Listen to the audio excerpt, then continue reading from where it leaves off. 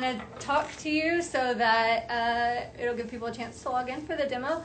I'm going to be painting this fox. It got the most votes, and you can kind of see it back here. It's a photo I took at Black Mesa. So unfortunately I can't see you if you comment to me, but definitely you can comment and I'll look back at it later. Or you can PM me if you have a thought or a question, anything like that. But we're gonna get started. I've already put down my initial mapping out of the painting so that you are able to see a little bit better than just there's pencil in here you probably can't see very well. So we will get started. I'll probably talk to you and maybe even play a little bit of music from my friend Van Darian. So let's get going. So with the fox, my paintings are really about the color. And with this fox, it's going to have a lot of orange in it, and so orange and blue always look really nice together, so I'm starting with that. The next thing I do is I lay in usually my background or my shadows, and I have not decided yet what color I want my background to be. I usually don't have any idea where I'm going. When I get started, I just see what the painting tells me. So I think since I already outlined in blue, I'm going to just start with a shadow in a purple of some variation, whatever strikes my fancy. Today it's Prism Violet. And so we are going to get started with the shadows. I really like flat brushes. Oh, this is a new one. I haven't even used it yet. Just for y'all. I really like flat brushes because I find it personally easier to get straight lines, so I really like that. But the fun thing about art is some people will tell you there's only one right way to do it, and there are certainly wrong ways to do it that just may not last or something. And if you want it to last, then that's wrong, but if you don't, then it's right. So the point is I'm going to paint the way I want to paint, and it may not be the way you want to paint, and that's okay, because it's art and it's subjective, and the best thing about being an artist is you get to do what you want. So I'm just going to lay in my main shadows here. So this hasn't actually been a shadow, this is just the fox's hair where it's a little bit darker.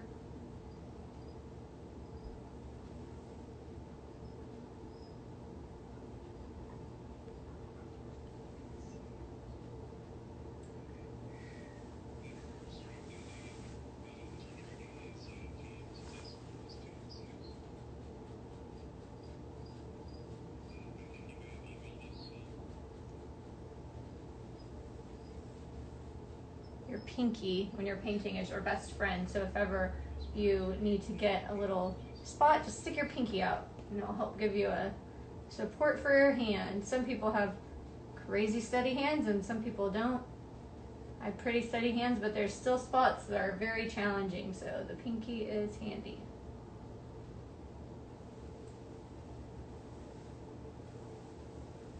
Now on this, you see I didn't do his feet yet, so his feet in the photo are very muddy, and it's actually a little challenging for me to see his toes.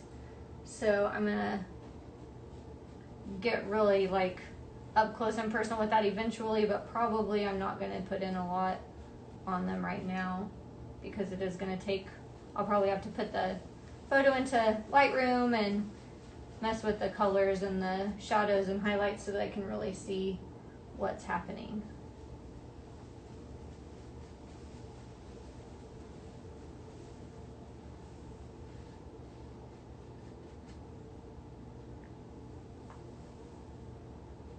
At this part of my paintings often too, I add a little bit of water to my paint. I'm doing acrylic, so don't do that with your oil paints, but add a little bit of water and just kind of get it to smooth out a little bit more. My main point here is just, it's kind of like the skeleton of your painting.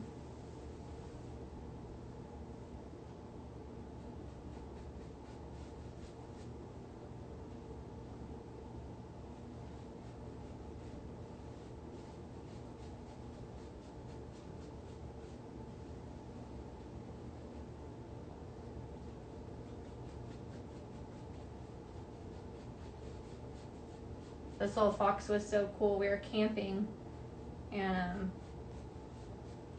he or she, I'm not sure, was exploring around the tent and practically walked right up to me. Probably would have eaten food out of my hand, which is not the greatest thing in the world, but I have some pretty cool videos of it and some pictures, and I've been wanting to paint a fox, so it worked out perfectly.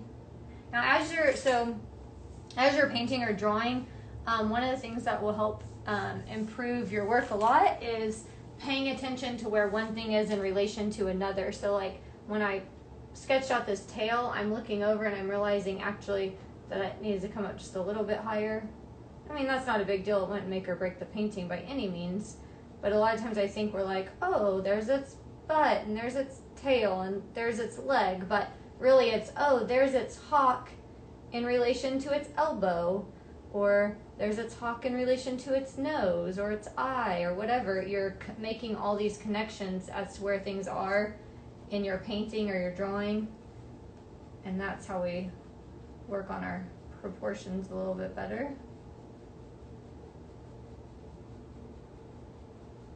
If you're going for the right proportions, maybe you're not, and then it doesn't matter.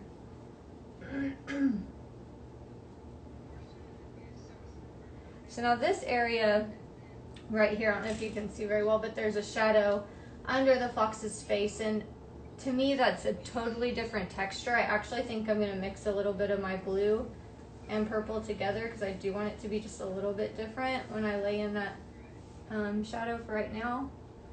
And so this is just a little bit of the blue, the sallow blue, and the violet that I'm working with.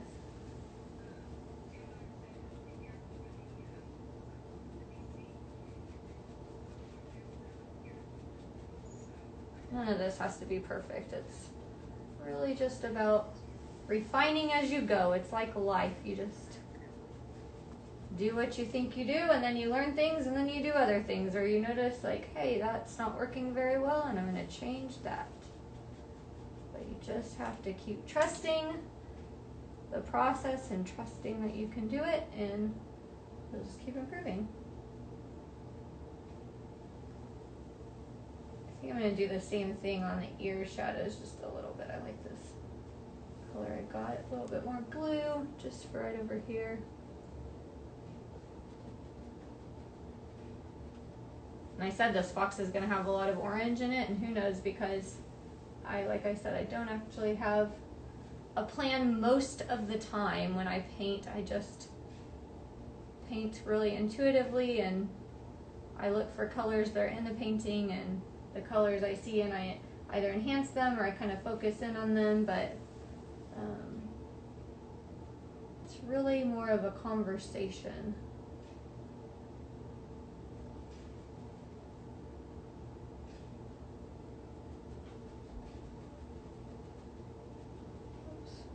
And at this point, if you're working with acrylic, you can get a little bit of water. I don't really like where I put that shadow, so I'm just gonna kind of wipe it up a little bit, because I don't want it to misdirect me later. And then I got this back leg, so I think this is probably gonna be about good for setting up my fox for the most part. Do a little bit more here. So actually what I'm going to do, like I said, I just kind of decide as I go, but I'm going to lay in where I think about the bottom of his foot's going to be with this. I think what I want to do is create a little bit of like a reflective shadow in the color that I've got laid down for his legs right now. Or her, whatever she is. It is. Okay. Not that it matters. All right. So I'm looking at my photo, and there's actually not a really strong shadow anywhere, so I can make a few decisions here. I can either go straight down with the shadows, I could make it go sideways, I could make it go back. And so I'm thinking, if I look at the painting as a whole, I don't like the idea of it going straight down. I think maybe back that way, down this way, or off to the side. So I'm just trying to visualize what this would look like and how it would influence the painting. So if they come off this way, you're going to cause the viewer's eye to go like this. If they come off this way, it's going to be a little less dramatic because there's not so much space, and then it's going to go down like this. Actually, I'm going to step back a little bit for a second and take a look so I can imagine it.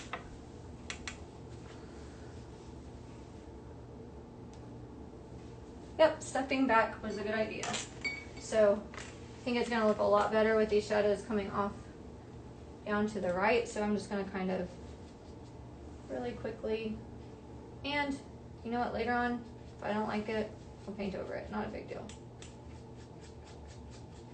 I think it's so easy with art and all kinds of things really to get so worried about being perfect, and then we don't do anything.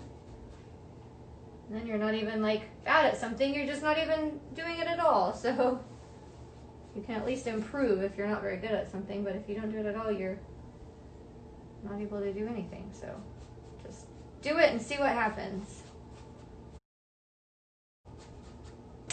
I might decide I don't like it. In fact, I think I might, just so I can look at it later. I'm going to step back again, see what that looks like. Yep, so again, luckily with acrylic, because I don't like that. Ooh, whoops, throwing things around here. I don't like that, so I'm going to just kind of wash this away. I like it with the stronger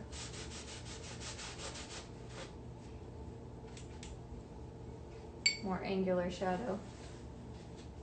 So. All right. If you ever it's always good to get up and look at your painting differently from a different distance, because it's just going to look so much different. Some people say to pick it up and hold it in a mirror. I actually really hate that. I don't know if I'm like kind of OCD about it or what, but it really bothers me to see it backwards. But I do like to, if I think I'm done with a painting, I really like to put it somewhere where I can't see it and leave it for a week or two, and then try to surprise myself with the way it looks, because we get so caught up in what we've been seeing that we've interpreted it a certain way, and we just can't get out of our perspective that we have from sitting there with it for so long. Let's see, I'm going to zoom in for a second on this paint photo. Yeah, okay. All right, so now I'm just going to try to think about what I want my background to be, and I'm really still not sure, but I think I'm going to start with a blue-gray. So, don't know if I'll like it, but I think that's what it's wanting to do.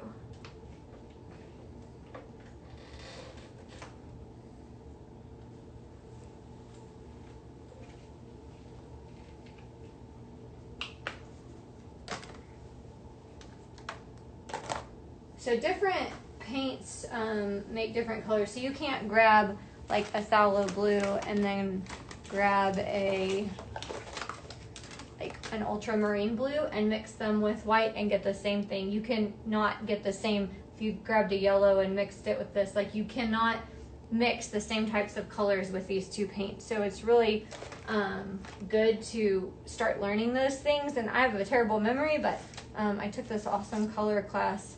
And I kept this. This woman who is my teacher used to work for Gamblin, and there's this chart that they did, and I took notes on it. And so sometimes I'll forget. I just maybe haven't used a color in a while, or I'm having an issue, and I go back to that and look at it. So that's super helpful. But my point is that the phthalo blue, I really like it because it's very vibrant, and as you add white and things to it, it stays really vibrant, and you can just pick up these really beautiful tones. So I'm going to use that. To make my gray, I'm going to use just a teensy bit of black. It really does not take a lot of black. A lot of times people will really overuse black in their paintings, black and white. So I'm going to actually mix with a palette knife here. I don't know if y'all can see this or not, but I'm getting some of my phthalo blue. I'm mixing it into my white. Mushing it around, and then I'm going to get some of the black.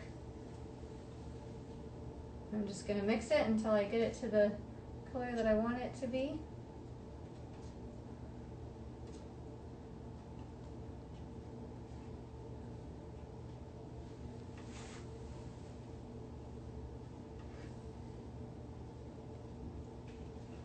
I have a tendency to really do a lot of like very translucent layers, so I don't often worry about getting my color just right at first, because a lot of times I'll just keep layering and layering. So, but I do try to make sure I like every color that I put up.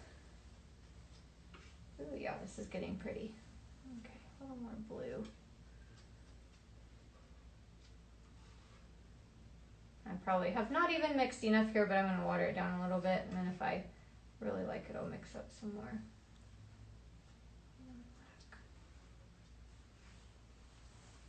I hope y'all can see this, or else this is probably very boring for a moment, but it just takes a second. So we got this, you can kind of see the different colors there mixed in.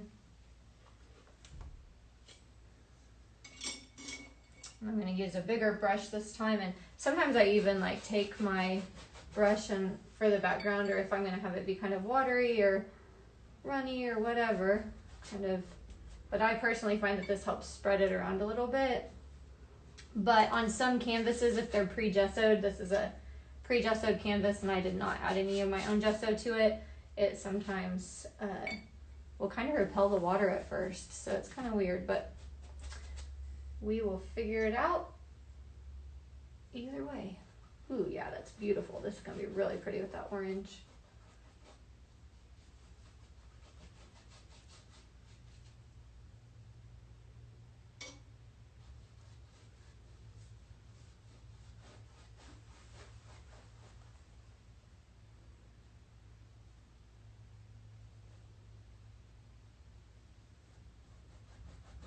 It's always good to try to get what you can of your background down first, because it's always harder to go back in and paint your background back in once you've put your main subject in, because of course it's supposed to be behind, and then you have to be really careful that you're not covering up your fox or your horse or whatever it is you're painting.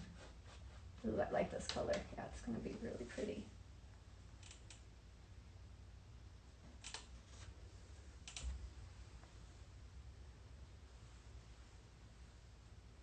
You don't have to be too careful about your edges. I would say it would be, in my opinion, a little bit better to go a little bit into the fox rather than too far away, because again, it's easier to paint over the background than behind the subject. But you also want to make sure that you're still able to follow what you've mapped out, or that you feel confident that you can figure it out while you're painting.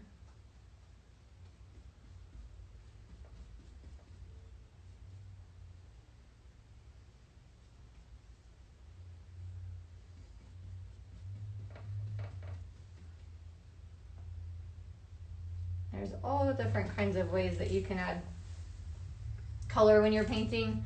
Some people really think that you should have your color the way it's going to be when you put it down, and you need to put it down thick and solid, and like I said, there's no right or wrong way to do art, I don't think. So sometimes I think it's so easy to be judgmental about what we're doing because we're not doing it like someone else, and then we feel like insecure about it. And I would say just continue to learn as you grow, but do what is appealing to you, because that's what makes you good, unique as an artist. If you are just copying other people, then you aren't really, you know, finding your own voice. Plus, all the artists that innovate in the past, nobody liked their work either. Hopefully we can fix that, because if you're an innovator, it's important to make money and feed yourself. So I hope that people will support the arts in that way, not just letting people make awesome stuff and not make any money from it until they're dead or something. It's kind of a weird conundrum. I like this color a lot. I actually really like the washiness of it. I was thinking I was going to do it thicker later on, but I actually really like, it kind of reminds me of a rainy day, and actually whenever we went camping it was a little bit of a rainy night, so maybe it'll be just right. I find for me, I try to paint the edges of my canvas, so if you have like a solid background like this, it's a good idea to go ahead and, while you have that color mixed up, add that to there, so you're not having to go back and do it again later. For one, if you mix your color, it is really, really hard to get it exactly the same. If you didn't mix your color, it's not really a big deal if it's straight out of the tube. But if I decide that I really like this and I don't want to change anything, then I'd really be bummed out if I couldn't get the color right. Or I guess I could do, you know, black or something on the edges, but I preferred it for it to be a continuation on the sides too. So I'm gonna go ahead and do that real quick.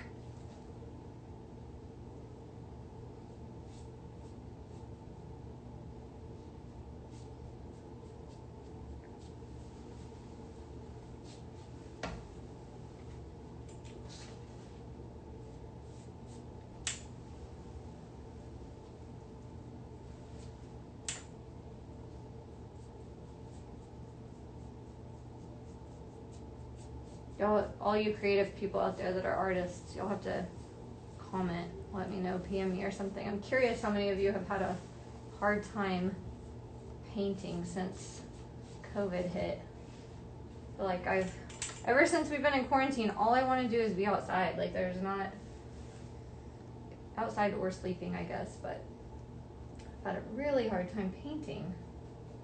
I need to get back with it.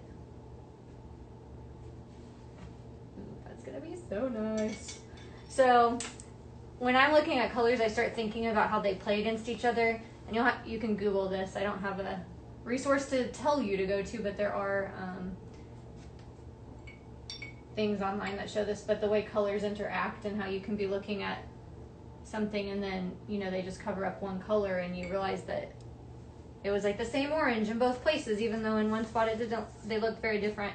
So I start paying attention to like how these colors are playing against each other, and like right now it's got this really moody sort of feeling to it that I'm really, really liking. But I can also imagine in my oranges that I can like kind of pump those up a little bit when I get to that point. So don't have anything determined now, but I do like where this is going, so I'm probably going to keep following along with it. I am wondering if I should have a straight line though of this. I think what I'm going to do while I have this color mixed up is just go ahead and actually just finish off the whole background with this. That way it doesn't matter if I change course later on. But if I do decide that I just want this gray, I'll just have it on there, so it won't be a big deal.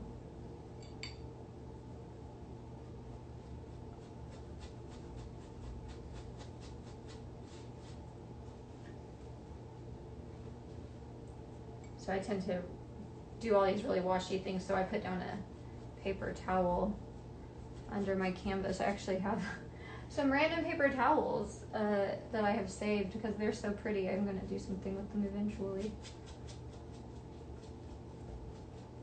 All the drippy paint marks.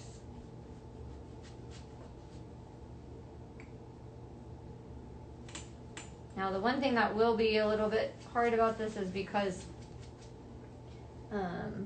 I'm doing this gray, and I'm not going to do it since I'm doing a tutorial. If I were just, or a demo, if I were just painting right now and nobody was watching, I would at this point actually paint the bottom of my canvas as well, and just use a blow dryer to get it to dry real quick. But I'm not gonna do the bottom, the very, very bottom right now since I'm in the middle of this, but something for consideration if you're doing something like this up on your own.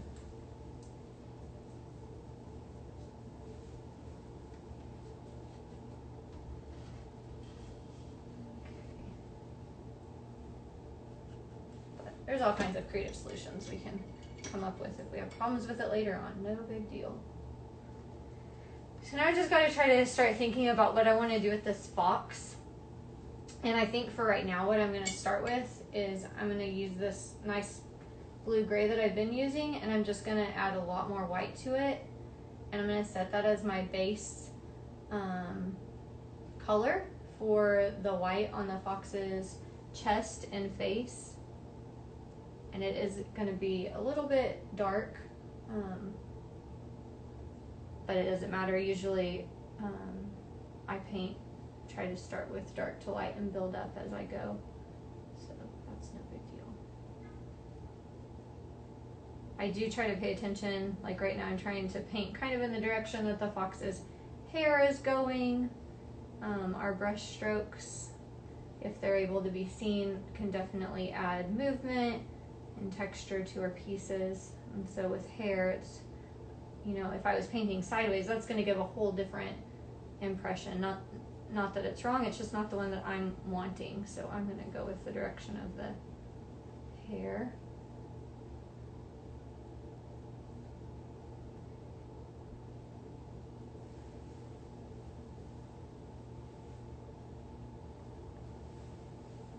Normally I would do this later on, but I want to kind of see what it looks like, and I've got this pretty color that I want to use.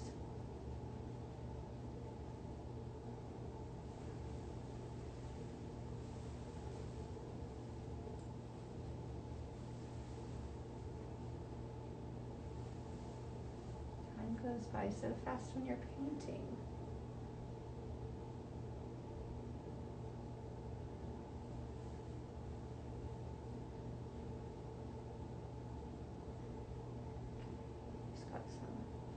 White right here.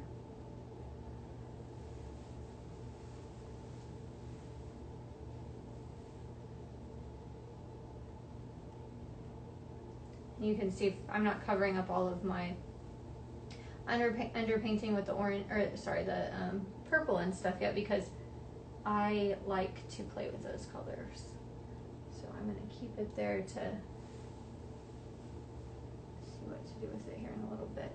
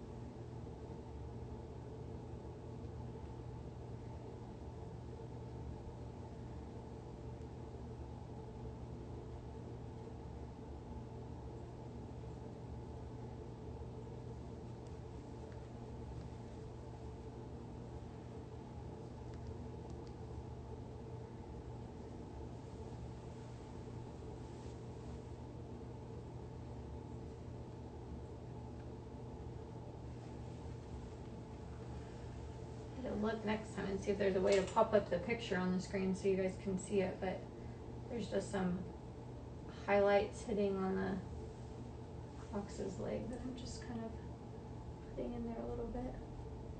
Okay, so I guess it's time for me to decide what I'm going to do, kind of the direction I'm going to go. I think I'm going to still keep it a little bit on the moody side. I'm going to grab some trying to think about this actually. So I guess I'll think out loud. I'm thinking about putting on like a really bright orange down below and then building up and making a little bit moody where the brighter orange will come out, or if I want to go about it the other way around. And I'm thinking think actually I'm just gonna do a wash of, and a wash is when we add some water to. I think I'm actually just gonna do a little bit of a wash on the fox, a little washy orange, and kind of get a feel for it and see if I like the way it's going. And if I don't, I'll just paint over it, but it'll also give me these really bright colors to work with. And sometimes these really bright colors can peek out of the painting in really fun ways. But you can see as I'm laying this down, that right there totally changes everything. Just that bright color, the colors really, you have to pay attention, at least if you paint the way, I mean, really I think for anyone, but I think when you're painting, I find the way that I'm painting that I really have to pay attention to the way the colors are talking to each other. I mean, and this is looking super, super cool, but if I were to continue to just go with these really bright, vibrant colors, it would completely change. Oh, I forgot that leg. Oh well. It would completely change the feel of the painting. It would be a completely different painting, and I don't think that's the direction that I want to go with it. At least not right now, so could change my mind, but I don't think I'm going to keep it this bright.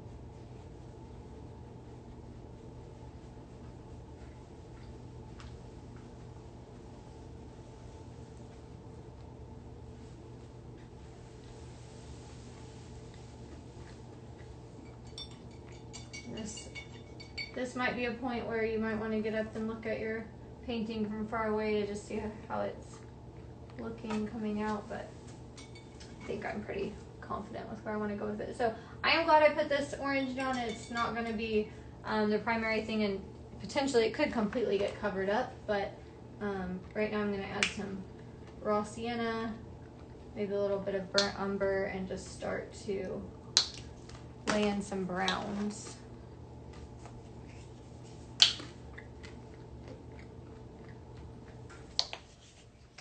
And I've still got my orange I can go to. I also really like yellow ochre, so I have a tendency to keep a little bit of yellow ochre out on my palette so that I can just pull some of that subdued yellow. So this is yellow ochre. It's pretty cool. It's actually one of the first colors that was made. It's in ancient cave paintings and often has religious and spiritual significance. So it's another reason I like to add it too, because when I'm painting, so even though I'm painting an animal, there's a lot of significance behind it. Sometimes that develops as I paint, and sometimes I just know that I'm going there with it at the beginning. But there is a lot of actual like symbolism in the colors for me, and just messages that come out. I'm actually going to grab a little bit of raw umber. So burnt umber and raw umber. Burnt umber has got this more of a reddish tint to it, and raw umber is a little bit deeper, I would almost say purple type brown. So also interesting, because I just have purple brown, and some people are probably gonna be like, no it's not. We see colors differently sometimes too, I think, and that's really, for me as an artist who really focuses very strongly on color, that is fascinating and terrifying to me, because I realized one day that, for example, people who are actually like colorblind can't see my paintings the way that I paint them, and that's so strange to me. Like, I can't imagine what it would look like, and that it might just look terrible because I have these very like slight lines that the colors play on each other. and it just weirds me out that that message wouldn't get across to people. So I see this as a little bit of a purpley brown, but someone else might see it a little bit differently.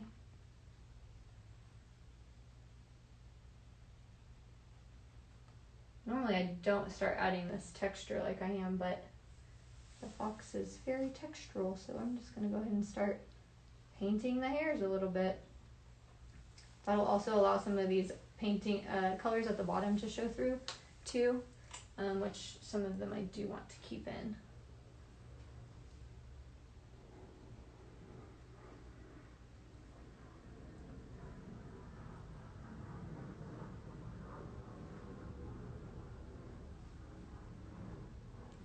Acrylic can be really make things easier or more challenging depending on what you're needing. So like it's nice because it's easy to fix things. It dries fast, and you can, unless you're doing it real thick, you can like paint over things and fix things pretty easily. Whereas oil painting, you know, can take months to dry sometimes, and can get really muddy if you don't know what you're doing. But at the same time, if you aren't pretty competent with mixing your colors and things, they do dry really fast, and it can be hard to keep what you're needing around. So you got to get either paint pretty quickly or get pretty comfortable with mixing your colors up again.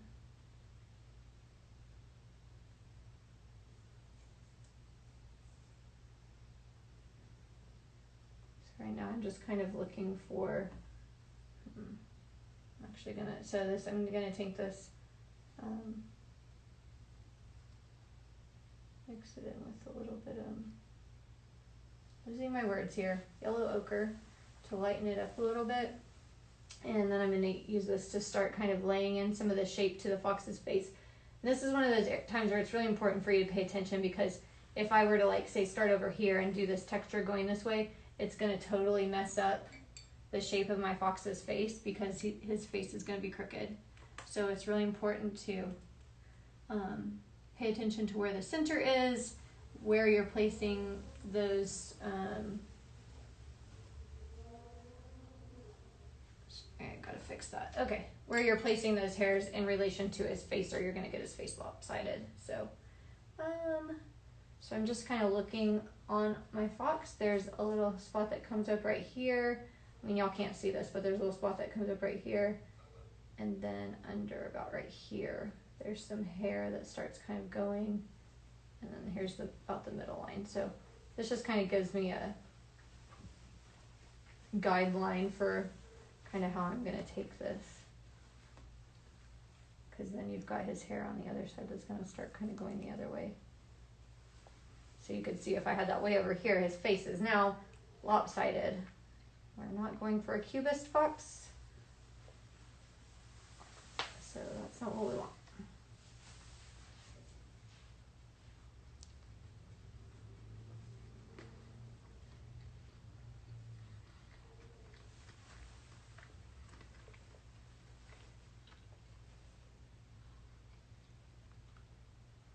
Oops, grabbed the wrong thing. There we go. Ooh. Just put down some yellow ochre without the brown added to it. Yeah, I don't like that, but I'll fix it later. It's not a big deal. Okay, this line down in the middle of his face, right here, is a little bit more red, so we're going to use that. I forget my words sometimes, and I had a migraine earlier. Burnt umber, that's the one. Like, which one is it?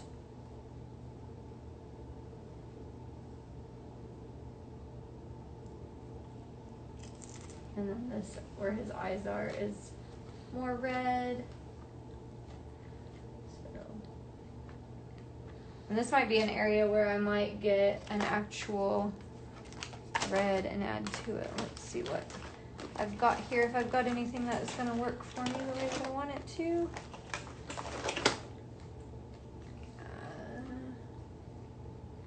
I think I want scarlet. Where is it? well, I can't find it, so we're gonna use some cadmium red.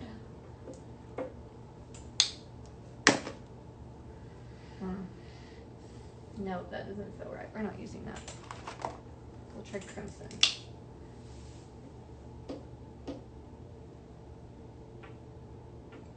That's better.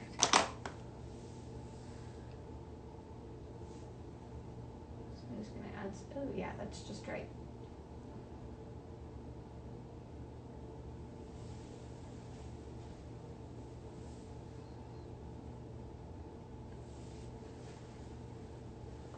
And then on his nose, I am seeing some purple come out. So I'm gonna add some purple into that color and just, actually I'm gonna make it a little watery.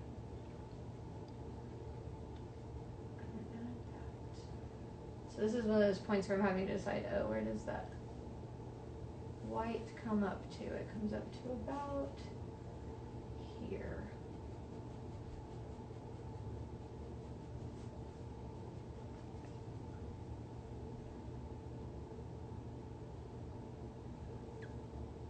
I personally do not wash my brush off between every paint color, but sometimes that's important, sometimes it's not. And for me right now, it's not important. So I'm just kind of mixing them all together as I go.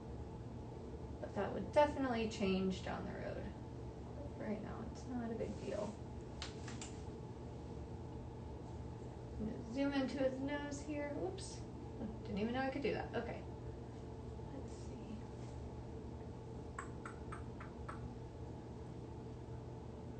So the front of his nose, I use a lot of the phthalo blue a lot of times when I'm doing darker colors. We're gonna get his nose. The front part of it is pretty dark.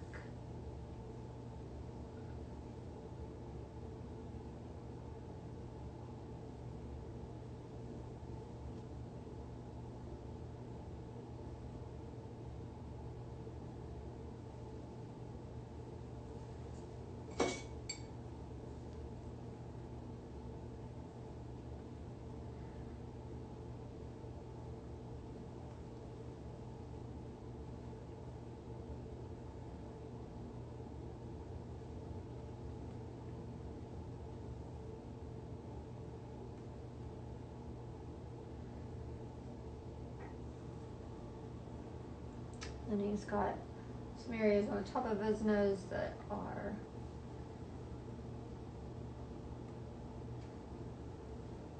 pretty dark.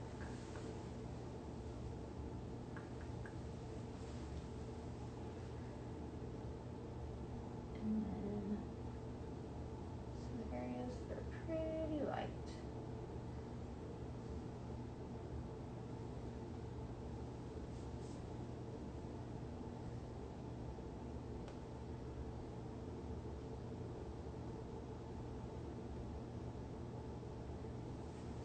I'll definitely go back in and make this more specific later on, but right now it's just about getting the main shape. And once you get to laying more things down, it's one of those things where you just start noticing more and more how the different elements are connecting, and you sometimes you'll be like, ooh, I put that in the wrong spot, and you just got to kind of readjust if you messed it up.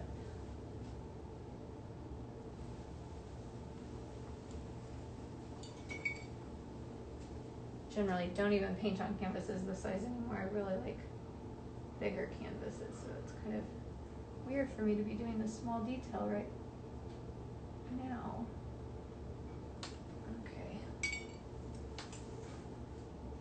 I'm going to step back from it for a second and take a look.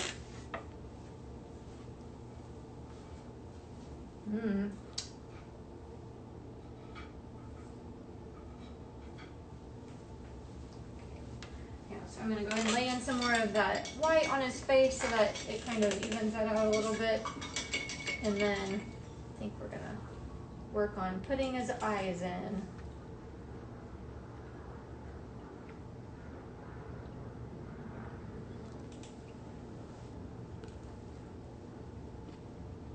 you can see I'm like, some of these lines are messy. It's not a big deal. You go back and you add more and you refine it later. It's all about slowly refining it, at least for the way that I do it.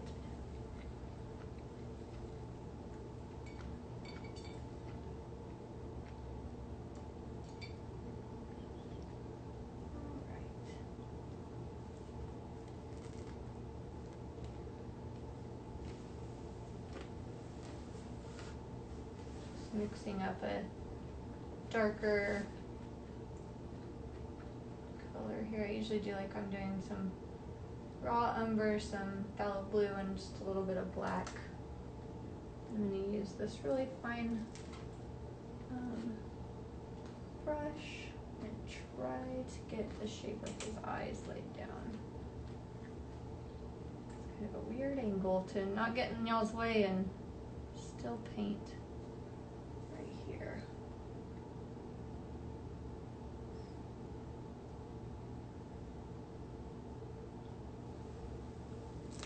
Eyes can be really hard, I think, because you expect them to be one shape and sometimes they aren't.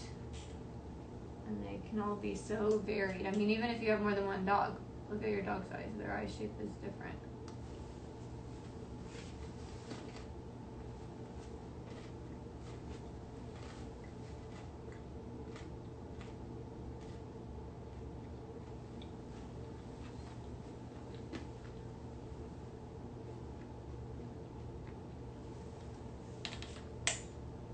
And now he's coming to life because he can see.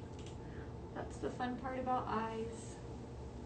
Is that the painting suddenly is a lot more lifelike, more lively.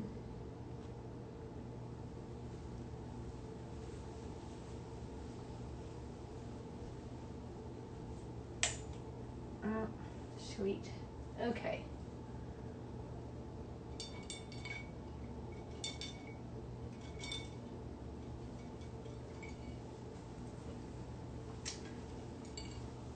I'm going to get a smaller flat brush and I'm going to lay in some of the shadow on his chin. Shadows and highlights are where it is at. If you look around you, nothing has a line around it. Your dog or whoever is around you does not have a line around them like a cartoon. They just have shadows and highlights. And so that's how we give our painting depth and create those shapes. So even though I painted all these lines, it's really just a guide. And now I do actually in some of mine, I'm a hypocrite here, I do sometimes keep the lines. But that's for color purposes.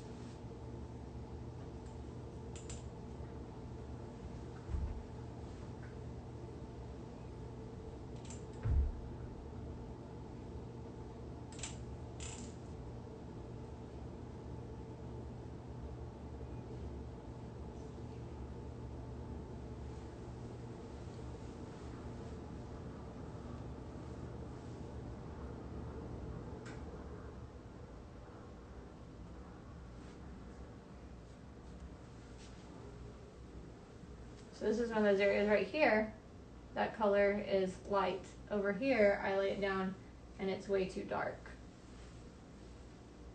Yeah, it's way too dark for that area, so one of those fun color things.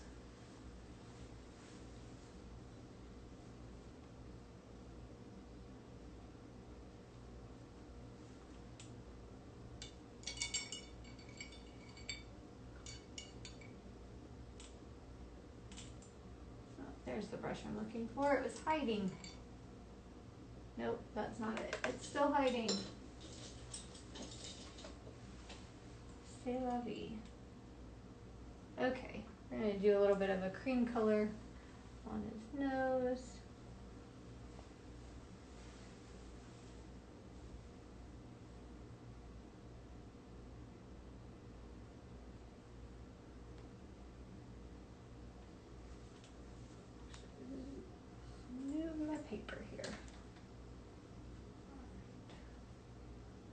Okay, so that's actually way too yellow and bright for right here, but it is perfect for up here, so I'm just actually going to move up with my paint, and then I'll come back to the nose later, because this is exactly what I would want right here. Gotta use the colors while you got them.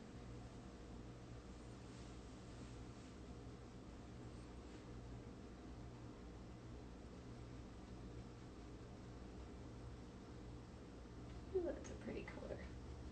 And you can see how these are like playing on each other with the blues and the yellows, and the purples, oranges. Those are all the colors. Why don't I just say all the colors are playing together? Okay.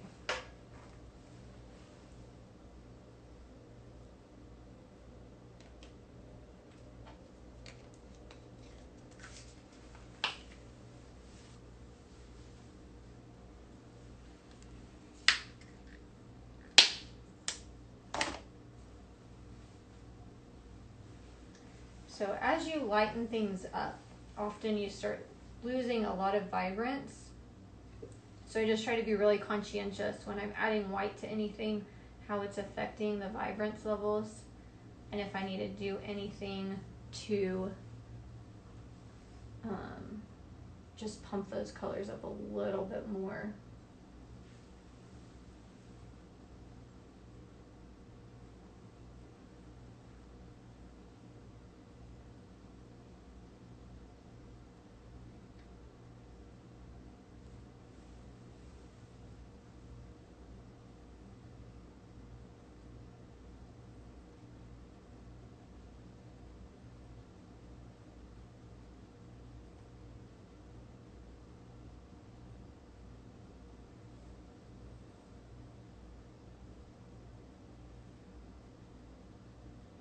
And basically, you probably can't see my palette very well, but I'm just adding just small, making small color changes to indicate where there's some tonal shifts or where there's a shadow. And it just kind of keeps that depth so that it's not just one block of color. But again, if you want one block of color, then go for it.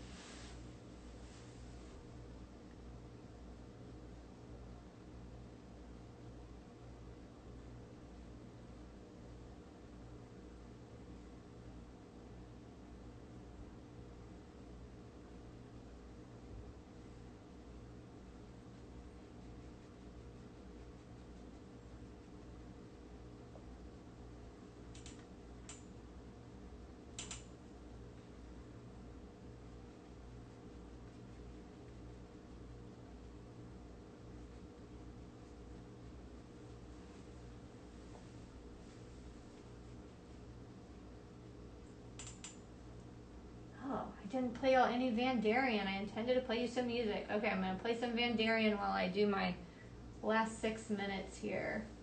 Van Darien is an artist who lives in Nashville, and she's one of my best friends, so listen to her and buy her music.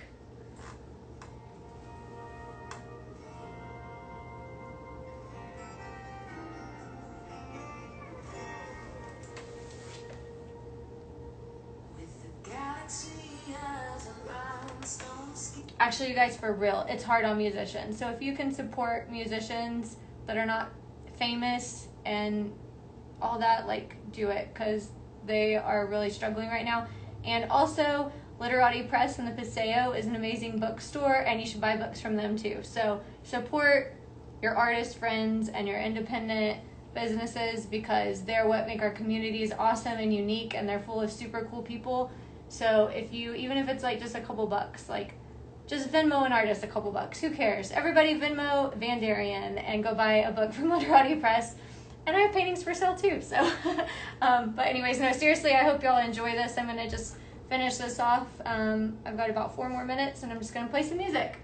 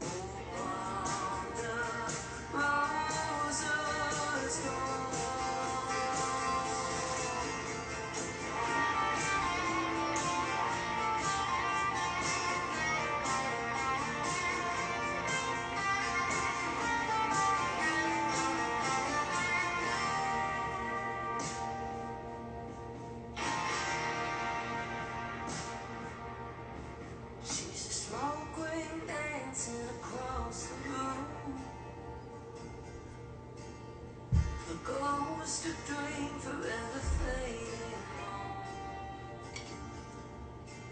I dangle from the curve of a crooked smile till I'm awakened by the morning light.